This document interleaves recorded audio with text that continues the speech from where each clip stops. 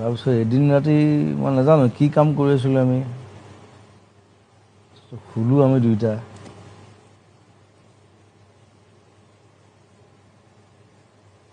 তাৰ একদম চুলি তুলি দীঘল আৰু মই শুই আছোঁ ওচৰতে মই এনেকৈ তাক গৰা মাৰি ধৰিলোঁ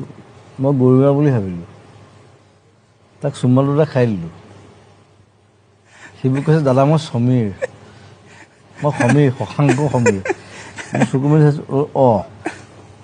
কোনোবা চুলি দীঘল শুই আছে মই গৰুৱা বুলি ভাবি পেলাই গৰা মাৰি ধৰি পেলাই এনেকৈ চুমা এটা খাই দিলোঁ চ' সি মোক হাঁহিছে পিছদিনা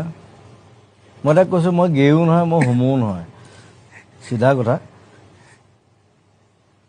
কিন্তু মই ৰাতি ভাবিছোঁ মোৰ কোন শুই আছে চুলি দীঘল তাকেতো